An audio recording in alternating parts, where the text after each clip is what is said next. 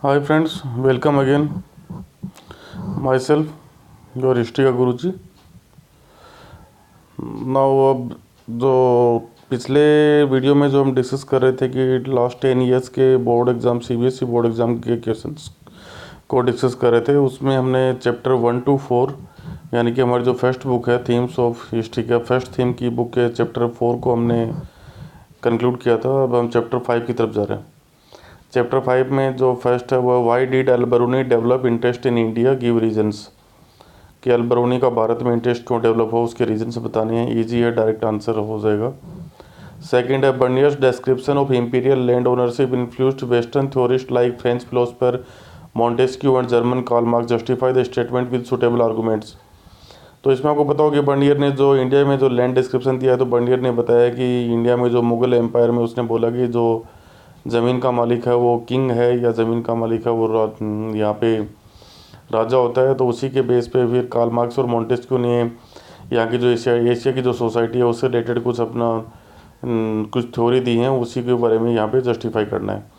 तो इसमें justify statement में आर्गूमेंट्स में फिर हमें ये देना है, लास्ट में आपको ये कंक्लूजन में भी लिखना होगा कि एक तो जो अल-बरूनी का जो स्टेटमेंट है कि इंडिया में यहाँ पे जो रेवेन्यू लिया जाता था वो सॉवरेंटी ऑफ लैंड के बदले में लिया जाता था और ज़मीन का मालिक फार्मर ही होता था, यहाँ पे किंग नहीं होता था। थर्ड है कि knowledge of the past can be enriched through a consideration of description of social life provided by travellers who visited the सब continent in the light of the above statement critically analyse about the observations mentioned by Al-Biruni. तो यहाँ पे अल-बरूनी के बारे में discussion देना है कि उस किस प्रकार से पूरे स्टेटमेंट को यदि पढ़ोगे तो knowledge of the past can be enriched through at consideration of description of social life, कि यहाँ पे जो सब कॉन्टिनेंट में जो सोशल लाइफ है उसका किस प्रकार से डिस्क्रिप्शन अल-बरूनी के द्वारा दिया गया है, उसको ध्यान में रखते हुए आपको ये स्टेटमेंट का आंसर देना है। कई अल-बरूनी ने किस प्रकार से बताया कि यहाँ पे उसने कई प्रकार के स्टेटमेंट दिए हैं कि इंडिया में कास्ट सिस्टम कैसा था और कास्टिज्म के जो डिफरेंसेस थे उसको उसने किस प्रकार से जो पर्शियन कंट्री है उससे उसने कैसे कंपेयर किया है। साथ ही फिर उसने बताया कि उसकी हेल्प ब्राह्मण ने किस प्रकार से उसकी हेल्प की, वो सारी बातें या कहाँ कहाँ उसको अपनी फाइंडिंग्स में प्रॉब्लम्स हुई हैं, वो सारी बातों को इसमें डिस्कस करना है। क्योंकि ये कल्चर से रिलेटेड सवाल है लेकिन इसको डायरेक्टली अल-बरूनी से ऐड किया गया है, तो इसका आंसर उसी के हिसाब से आपको लिखना है।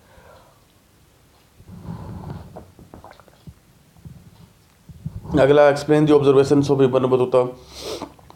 इब्न बतूता की जो भी ऑब्जर्वेशन है डायरेक्टली स्ट्रेट फॉरवर्ड क्वेश्चन है। फिर अगला explain the observation of Ibn Battuta about Indian cities with special reference of Delhi. Delhi के बारे में, इंडियन सिटी के बारे में क्या बताता है, तो सारी सिटी के बारे में बताना है उसने। मुल्तान के बारे में, लाहौर के बारे में, फिर उसने दौलताबाद के बारे में बताया। फिर दिल्ली के बारे में उसने कि यहाँ की दिल्ली सबसे बड़ी सिटी थी, उसकी इतनी उसने राजधानी रही होगी, इसमें इतने बड़े शहर आ सकते हैं, इसकी दूरियाँ इतनी हैं, वो सारी बातें आपको इब्न बतूता के ऑब्जर्वेशन में से बतानी है। Next, according to Bernier crown ownership of land has disasters consequences of the state and the society justify the statement. ये जो स्टेटमेंट है ये है कि बर्नियर ने जो स्टेटमेंट दिया कि इंडिया में जो लैंड ओनरशिप ऑफ क्राउन की है यानी किंग की मानी जाती है और इसके जो आउटकम्स हैं वो बहुत ही खतरनाक हैं। ये उसने अपने यूरोपियन कंट्रीज़ हैं उनको उसने एक तरह से चेतावनी देने के लिए ये सारी कहानी रची है और उसी के आपको बताने कि ये स्टेटमेंट सही है गलत है। क्योंकि बर्नियर ने बताया कि इंडिया में इतनी सारी जो गरीबी है, जो फार्मर्स की जो कंडीशन है, उन सब का रीज़न एक ही है कि यहाँ पे लैंड ओनरशिप ऑफ क्राउन की है। Again the discuss the picture of the urban centres that emerge from the Bernier's account. कि बर्नियर ने अपने अकाउंट में जो भी अर्बन सेंटर बताए हैं उसने इंडिया की जो सिटी है उन ज़्यादातर को उन्होंने स्लम टाइप बताया कि छोटे छोटे शहर है, बहुत देखने में बहुत गंदे लगते हैं, भीड़ भरे हैं, ये सारी बातें। तो उनको आपको बर्नियर के अकाउंट के साथ साथ उसको काउंटर भी करना आपको, और काउंटर में आपको यूटिलाइज़ करना है कि इससे पहले जो इब्न बतूता ने कुछ डिस्क्रिप्शन दिया है वो सारी बातों को, साथ ही बर्नियर का जो अकाउंट है वो कई प्रकार के कॉन्ट्राडिक्शन से भरा हुआ है, तो उन सब बातों को लिखते हुए इसको कंक्लूजन वाला पार्ट को तो वहाँ पर 2-4 लाइनें आपको वो भी लिखनी है कंक्लूजन में कि बर्नियर के अकाउंट की सारी इन्फॉर्मेशन सही नहीं है। अगला, explain the Al-Biruni description of the caste system in India. के अल-बरूनी ने कास्ट सिस्टम के बारे में स्ट्रेट फॉरवर्ड आंसर है। फिर explain the Al-Biruni description of the varna system, वही caste system 4 varna system India के हैं, उसको किस प्रकार से उसने पर्शियन सिस्टम से कॉम्प्रोमाइज़ किया है, वो सारी बातें बतानी है और उसने उसको कैसे क्रिटिसाइज़ किया है, कैसे उसने उसको सही नहीं माना है। फिर अगला, examine the causes that made Al-Biruni visit India. ये पहला जो सवाल था उसी की तरह है। अगला, analyse the evidence of the slavery provided by Ibn Battuta. तो स्लेवरी से रिलेटेड इब्न बतूता ने बताया भी कि जब वो दिल्ली की तरफ आ रहा था तो उसने किस प्रकार से गिफ्ट में देने के लिए दास को परचेज किया। फिर उसने अलग अलग प्रकार के दासों के रेट वगैरह की बात की है कि महिला दास किस प्रकार थे, उनसे क्या क्या क्या काम करवाया जाता था, वो सारा डिस्क्रिप्शन उसके बुक में स्ट्रेट फॉरवर्ड है। अगला कि Bernier why has Bernier refer to Mughal cities as camp town से emulated his observation on existence of towns in Mughal period.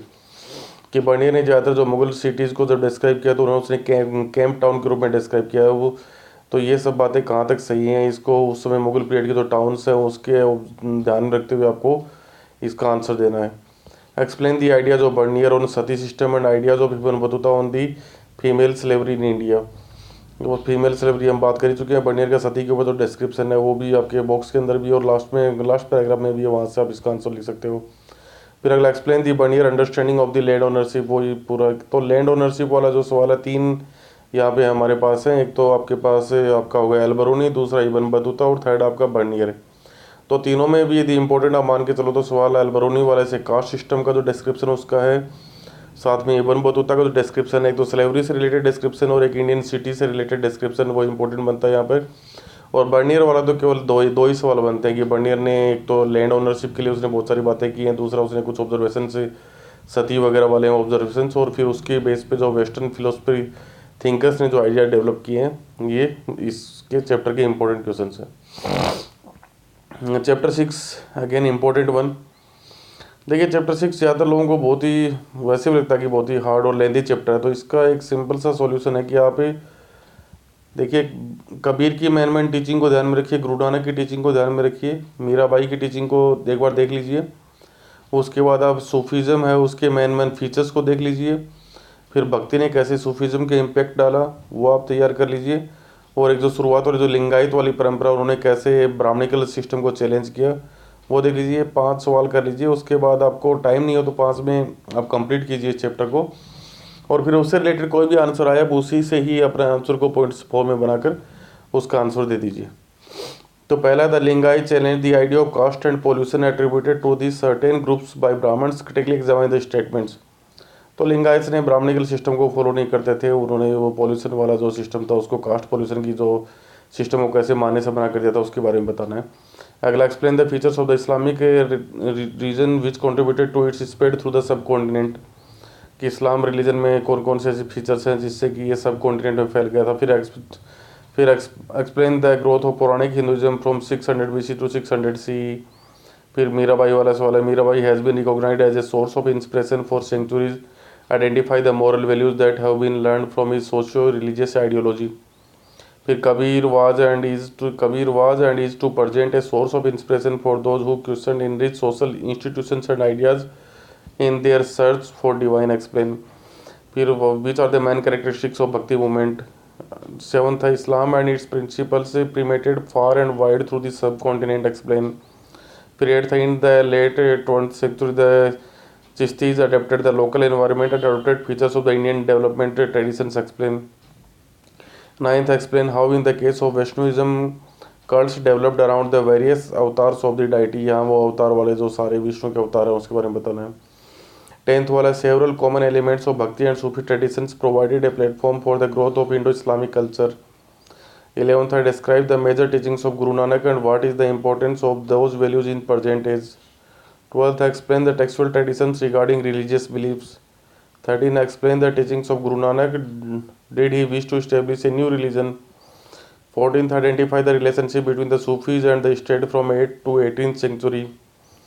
फिर 15th identify the relationship of the Alvars and Nainars of the Tamil Nadu with the state from 8th to 18th century. 16th explain the significance of Kabir's poems and the traditions he drew to describe the ultimate reality. 17th explain the Chishti devotionalism with special reference to Ziyarat and Qawwali. 18th identify the relationship between the Alvars and Nainars of Tamil Nadu with the state from 8th to 18th century. 19th explain the features about the location of Vijayanagara, its water resources and its fortification. ये शायद Vijayanagar empire वाला है जो यहाँ पे मैंने include कर दिया है, सॉरी। 20 वाला discuss the major beliefs and practices that characterise Sufism. तो यदि इस 6 चैप्टर की जैसे मैंने पहले ही बात की थी कि यदि इस चैप्टर को आपको कोई ज़्यादातर स्टूडेंट से मैंने जब मैं बात करता हूँ उनके डाउट्स की बात करते हैं तो उन्हें 6 चैप्टर बहुत ही लेंदी लगता है और बहुत ही ये लगता है कि ज़्यादातर बात करते हैं समझ ही नहीं आता है। तो उसका सिंपल सा सॉल्यूशन है कि आप कॉमन कबीर की मेन टीचिंग, मीराबाई की मेन टीचिंग, गुरु नानक की मेन टीचिंग को ध्यान में रखिए। साथ में इधर 2 बासवना वाली टीचिंग्स है उनको ध्यान में रखिए। उसके अलावा मेन फीचर्स ऑफ भक्ति, मेन फीचर्स ऑफ सूफिज्म, दोनों किस प्रकार से एक दूसरे के ऊपर इम्पेक्टेड हैं। और भक्ति मूवमेंट में साउथ इंडिया में राजाओं ने किस प्रकार से भक्ति को बढ़ावा दिया, कि मंदिरों में कैसे उन्होंने टेम्पल वगैरह का डेवलपमेंट करवाया है, अलवार और नयनार संतों को कैसे उन्होंने बढ़ावा दिया, उन सब चीज़ों को थोड़ा सा देख लीजिए, बाकी इसमें ईजी हो जाएगा। चैप्टर 7 विजयनगर एम्पायर वाला, इसमें ये फर्स्ट वाला वो बहुत इंपॉर्टेंट रहता है, हर बार लगभग हर सेकंड ईयर आता है कि examine the significance of the rituals associated with the Mahanavami डिब्बा, कि महानवमी डिब्बा में जो दशहरा, जो वहाँ पे दशहरा के टाइम जो बाद में जो फेस्टिवल होता था नवरात्र के टाइम, उसमें क्या क्या इसमें रिचुअल्स होते थे। According to you what are the advantage and disadvantage of enclosing agriculture land within the fortified area of Vijayanagar city. तो जैसा कि डोमिनो पाइस के द्वारा, नोनीज के द्वारा, इन सब के द्वारा डिस्क्राइब किया गया है कि वहाँ पर जो एग्रीकल्चर एरिया था उसको भी फोर्टिफाइड किया गया था, तो उसके क्या एडवांटेज और डिसएडवांटेज हैं उसके बारे में बताना है। तो एडवांटेज तो सबसे है बाहर से कभी भी कोई अटैक होगा तो आपके पास एनएफ लेवल पे रसद रहेगी, क्योंकि पुराने टाइम में यही किया जाता था कि कोई भी फोर्ट होता था उसको चारों तरफ से घेर लिया जाता था, उसको कवर कर लिया जाता था और सप्लाई को काट दिया जाता था। लेकिन जब आप अपनी जो एग्रीकल्चर लैंड है उसको भी फोर्टिफाइड कर दोगे तो आपके पास हमेशा एक कंटिन्यूस सप्लाई बनी रहेगी। अगला, strain began to show within the imperial structure following Krishnadevaraya's death in 1529, critically examine the statement. ये बोला कि 1529 में जैसे ही कृष्णदेवराय की मृत्यु होती है उसके बाद ही विजयनगर एम्पायर में स्ट्रेन इस प्रकार से कमजोरियाँ उभरने लग गई थी, उसको बताना है। फिर दोबारा से Mahanavami Dibba in the royal centre of Vijayanagar has been assigned name on the basis of its form of building as well as functions. Elaborate, कि महानवमी को फंक्शन होता था इसीलिए इसका नाम महानवमी डिब्बा दिया गया है। इन सब बातों को यहाँ पे डिस्कस करना है। Describe the accounts of foreign travellers about the city of Vijayanagar. यहाँ पे जितने भी ट्रेवलर्स आए हैं विजयनगर में, वो आपके नोनीज हो गए, डोमिंगो पाइस हो गए, अब्दुल रज्जाक हो गए, उन सब का डिस्क्रिप्शन यहाँ पे देना है। सबके बारे में आप 2-2 3-3 लाइन में लिख दो कि नोनीज ने ये बताया है, अब्दुल रज्जाक ने ये बताया है, डोमिंगो पाइस ने बताया। तो इसकी भी एक लिस्ट आप अलग से तैयार कर लीजिए, ऑब्जेक्टिव में भी ये काम आएगा और साथ में इसके लिए भी काम आएगा। फिर अगला इंपॉर्टेंट सवाल जो इसमें आता है कि अमर नायक सिस्टम, जो जिस प्रकार से दिल्ली सल्तनत की एकता सिस्टम था उसी प्रकार से इनका अमर नायक सिस्टम था, तो उसको एक्सप्लेन करना है कि यहाँ पे जो राजा होता था वो जो नीचे अमर नायक होते थे उनको लैंड ग्रांट्स के रूप में ज़मीन दे देता था, उसके बदले में जो रेवेन्यू होता था वो अमर नायक के द्वारा कलेक्ट किया जाता था, और उसके बदले में अमर नायक है वो अपनी आर्मी का फॉर्मेशन करते थे और राजा की हेल्प करते थे, और महानवमी के जो फेस्टिवल होता था उसमें राजा के पास आकर उसे गिफ्ट वगैरह देते थे। तो ये अमर नायक सिस्टम को इसमें बताना है। अगला, what do you think were the advantage and disadvantage, ये ऊपर डिस्कस हो चुका है। फिर अगला, which factors were responsible for the decline of Vijayanagar empire explain. Vijayanagar empire के एक्सप्लेन के लिए वही आपको जो राम राय की जो पॉलिसी थी उसके एक्सपेंसिव किस प्रकार से वो इन सब जो बैमनी, बीदर, बीजापुर, गोलकुंडा को किस प्रकार से यूटिलाइज करना चाहता था, फिर वो सब एक हो जाते हैं। और 1556 में जो राक्षस तांगड़िया तालीकोटा का जो अटैक होता है, युद्ध होता है, उसमें विजयनगर एम्पायर की हार होती है। तो वो सारी बातें आपको डिस्क्राइब करनी है। यहाँ पे आपको कुछ बातें वो भी डालनी होंगी, डायरेक्ट ये कहानी नहीं लिखनी है कि कृष्णदेवराय की मृत्यु के बाद ही किस प्रकार से डायनेस्टी चेंज होती है और उसके बाद कोई पावरफुल रूलर वहाँ पे नहीं आ पाता है, उसकी भी एक लाइन, एक पॉइंट आपको यहाँ पे डिस्कस करना है। Why was Vitthal temple of Vijayanagar unique, कि विजयनगर का जो विठल टेम्पल है वो यूनिक क्यों था, तो उसकी कौन सी फीचर्स हैं उसके बारे में बताना है। अगला, फिर दोबारा से Mahanavami Dibba occupied a prominent place in the culture and diplomacy of the Vijayanagar empire. Culture तो उसकी जो आर्किटेक्चर फीचर है उनके बारे में बताना है, साथ ही कल्चर की वो फेस्टिवल्स के रिलेटेड उसको करना है। बाद में डिप्लोमेसी से रिलेटेड कि महानवमी डिब्बे में जो महानवमी के टाइम जो फेस्टिवल होता था उसमें किस प्रकार से अलग अलग राजा और जो अमर नायक आते थे वो राजा के लिए गिफ्ट लेके आते थे, वो सारी बातें डिप्लोमेसी के अंडर इसमें डिस्कस करनी है। अगला, फिर the amara nayaka system was a major political innovation of the Vijayanagara was responsible for apogee and decline of the Vijayanagar empire. कि अमर नायक सिस्टम था वो किस प्रकार से विजयनगर एम्पायर के विस्मृति और उसके डिक्लाइन के लिए भी जिम्मेदार था। तो डिक्लाइन में आपको बता देना है कि क्योंकि हमने देखा कि अमर नायक सिस्टम की सबसे बड़ी कमजोरी ये रही है कि जैसे ही कोई कमज़ोर राजा आता था तो जो नायक अमर नायक होते थे वो अपने आप को फ्री करने की कोशिश करते थे, यानी कि वो हमेशा एक विद्रोह वाले मोड में रहते थे जब भी कोई राजा कमज़ोर होगा। तो यानी कि इस सिस्टम को केवल कोई कृष्णदेवराय जैसे कोई मजबूत शासक इसको कंट्रोल कर सकता था। ये सिस्टम हमें मनसबदारी में भी देखा कि जब तक औरंगजेब के टाइम तक मनसबदार कंट्रोल में रहे, मुगल एम्पायर कंटिन्यू रहा, और जैसे औरंगजेब के बाद शासक कमज़ोर हुए तो मनसबदारों ने अपने आप को फ्री करना शुरू कर दिया था। तो ये हर जगह होता है क्योंकि हर व्यक्ति अपने आप को राजा बनाना चाहता है। अगला, explain the importance of sacred centre in Vijayanagar with the special emphasise on gopuram and mandaps. तो यहाँ पे गोपुरम और मंडप्स की जो आर्किटेक्चर की जो फीचर्स है उसके बारे में बताना है कि विठल टेम्पल, मानव डिब्बा, इन समय किस प्रकार से इनको यूटिलाइज किया गया। साथ ही कुछ गेटवे भी बनाए गए कृष्णदेवराय के द्वारा वहाँ पे, उनको भी बता देना है। Explain how Krishnadevaraya was able to expand and consolidate his empire of Vijayanagar. Explain the causes of the decline of the Vijayanagar after his death. अगला, एक्सप्लेन वाई अब्दुल रज्जा के Persian ambassador was greatly impressed by the fortification की। इसने जो 15th century में जो fortification Abdul Razzaq ने उसको describe किया है तो उसके बारे में बताना है। फिर outline the distinctive feature of the Virupaksha temple and the Vitthal temple in the royal centre of Vijayanagar centre. Okay, अब चैप्टर नंबर 8। चैप्टर नंबर 8 में the officer corps of the Mughals were described as a bouquet of flowers held together by loyalty of the emperor. ये एक statement है कि Mughal empire के जो भी officers थे वो सब एक बुके में, एक फूल के जो गुलदस्ता होता है उसमें, जिस प्रकार से गुलदस्ते में सारे फूल हैं वो एक दूसरे से पूरी वफादारी के साथ लगे रहते हैं, उसी प्रकार से उसकी अफसरशाही मानी जाती थी। तो इसको उसी स्टेटमेंट के हिसाब से बताना है। लास्ट में इसका आप चाहो तो लास्ट वाला पॉइंट है उसमें ये भी बता सकते हो कि ये सारा सिस्टम तभी तक रहा जब तक शासक मजबूत रहे।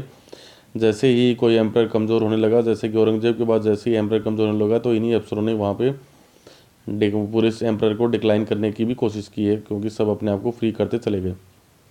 नेक्स्ट क्वेश्चन है, land revenue was the economic mainstay of the Mughal empire. Examine the statement. Third वाला, to what extent is it possible to characterise agriculture production in 16th और 17th century as the subsistence agriculture. Give reasons. तो subsistence agriculture नहीं था उस समय, कई प्रकार की सब्सटेंस के साथ साथ कई प्रकार की कमर्शियल एग्रीकल्चर भी किया जाता था। वहाँ पे कई नए नए नए प्रकार के प्लांट्स वगैरह भी उस समय इंट्रोड्यूस किए गए थे। कई नई प्रकार की क्रॉप्स हैं वो विदेशों से लाई गई थी, तो उन सब के बारे में भी यहाँ पे इन्फॉर्मेशन देना है। Women were consider an important resource in agriculture society. How did the effect their position in the society. Next है, on the basis of Abul Fazl Ain Akbari give a brief account of the agriculture production and peasantry. 6 है, discuss the major features of the Mughal provincial administration. How did the centre control the provinces. 7th है, describe the condition of agrarian women in the Mughal rural society. 8th है, describe briefly the relationship between the Mughals and the Ottomans. 9th, identify the elements that went into the making of the Mughal ideal of kingship. 10th, the heart of the Mughal empire was its capital city. Explain with examples. 11th, why did Abul Fazl declare the land revenue as a renunciation of sovereignty. 12th, why were the lives of the forest dwellers transformed in the 16th और 17th century। ये भी एक important question है इसमें। फिर अगला, describe the life of the forest dwellers in the Mughal era. फिर 14th, analyse the main sources of agriculture history of 16th और 17th सेंचुरी। 15th का, explain the role of women in the agrarian society in the Mughal India. ये भी एक important question है इसमें। 16th वाला भी बार बार सवाल आता है कि explain the ways through which the Mughal village panchayat and village headman regulated rural society. 17th, examine the role of the panchayats as the main constitute of the Mughal village community. 18th, examine the role played by the zamindars in Mughal period. 19th का वो same हो गया। 20 का, access the role played by women in the imperial household in the Mughal empire। ये दोबारा से एक important question है जिसमें जहारा वगैरह उन सब के बारे में बताना है, क्योंकि उन्होंने चांदनी चौक वगैरह कैसे इस्टेब्लिश किया, वो सूरत तक उनका व्यापार चलता था, वो सारी बातों को लेकर। 21 का, how were the panchayat form during the 16th 17th century. Explain their functions. ये ऊपर डिस्कस हो गया। How was the agriculture organised around two major seasonal cycles during the 16th and 17th centuries. Was it only for subsistence और otherwise. तो इस substance के साथ साथ दूसरी चीज़ों के लिए भी एग्रीकल्चर का यूज़ होता था, वो बता देना यहाँ पे। 23 का, to what extent it is possible to characterise agriculture production in the 16th और 17th century as the subsistence agriculture. Give reasons for your answer. ये क्वेश्चन बार बार रिपीट हुआ है। अगला है, हाउ वर द जाति पंचायत फॉर्म ड्यूरिंग 16th और 17th सेंचुरी। पंचायत, जाति, हेडमैन, इनके function. How did the village panchayat regulate the rural society in the Mughal period. 26, how do we came to know about the rural society in the Mughal period. Which technologies were used by the peasantry during this period. तो मुगल वाले chapter में यदि हम देखें तो main जो question एक आता है आपका जो मुगल की मनसबदारी सिस्टम को लेकर, दूसरा उनका जो एडमिनिस्ट्रेशन सिस्टम है उसको लेकर, तीसरा जमींदार्स को लेकर, फोर्थ सवाल फीमेल की जो एग्रीरियन सोसाइटी में क्या रोल है, फिफ्थ का जो पंचायत सिस्टम है इसका उसका, सिक्स वाला सवाल जो फॉरेस्ट डवेलर्स को लेकर है, और सेवन्थ वाला जो मुगल एम्पायर में जो हरम में जो महिलाएं होती थी उनका क्या क्या रोल था उसके बारे में पूछा गया। Chapter number 9, explain the value of interfaith debates which were held in the Ibadat Khana at the Fatehpur Sikri to save the religious philosophy of Akbar. कि इबादत खाना में जो भी अकबर जो डिस्कशन करता था रिलीजन से रिलेटेड, उसने किस प्रकार से उसकी धार्मिक फिलोसफी को एक सेप दिया, किस प्रकार तैयार किया, उसके बारे में बताना है।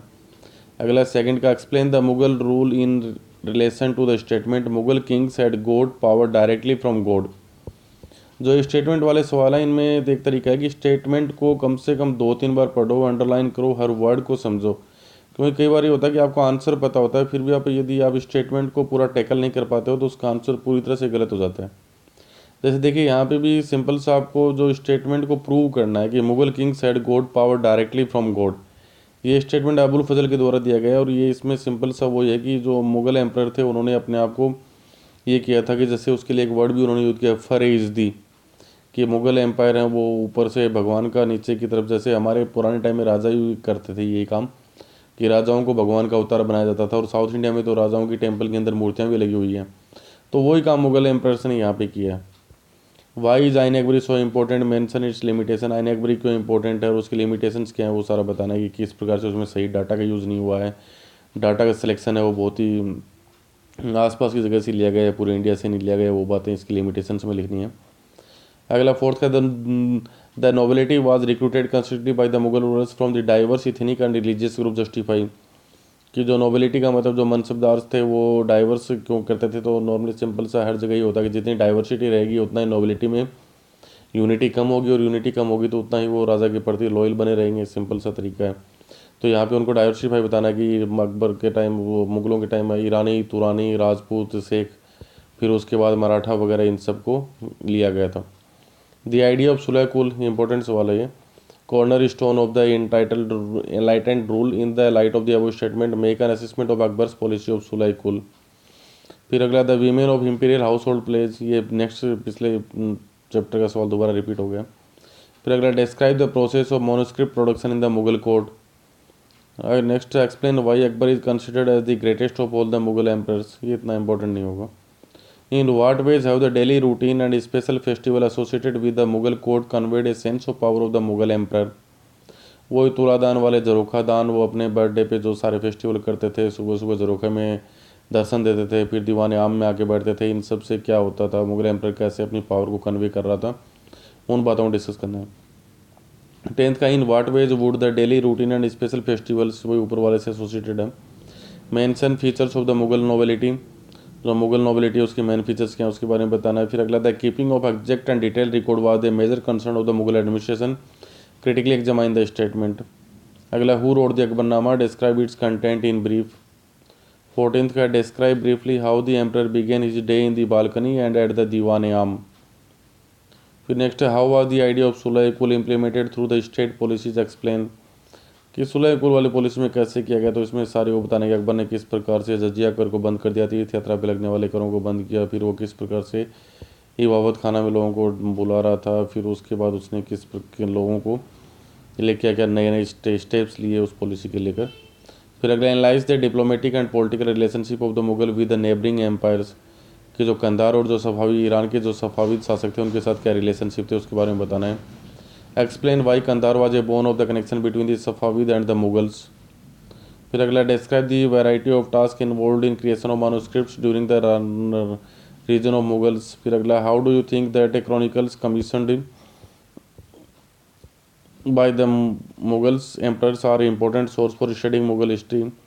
20th का, analyse the importance and limitations of the Ain Akbari as a source of Akbar regime. 21 का, analyse the sulh kul policy of Akbar was considered as the cornerstone, वही सवाल रिपीट हो रहा है। 22 का, discuss the major features of the Mughal provincial administration, how did the central control the provinces. ये Mughal administration की बात हम पहले भी कर चुके हैं, पिछले चैप्टर का सवाल है जो यहाँ पे रिपीट हो गया। तो ओके सर, ये हमारी book number 2 themes of the history की जो सेकंड बुक है उसके सवाल जो पिछले लास्ट 10 ईयर्स में CBSE की बोर्ड एग्जाम्स में पूछे गए हैं उनका कलेक्शन था। आप तैयार कीजिए, यदि किसी भी सवाल को समझने में या उसके आंसर में आपको कोई दिक्कत आ रही है तो आप कमेंट में मेरे से पूछ सकते हैं, मैं उसका पूरा आंसर भी आपके साथ शेयर कर दूंगा। जो भी आंसर आपको लिखना है, किस प्रकार से पॉइंट फॉर्म में लिखना है, वो सारा हम डिस्कस कर सकते हैं। ठीक है, वीडियो को सब्सक्राइब कीजिए, लाइक कीजिए, बेल आइकन को हिट कीजिए। Okay, thank you.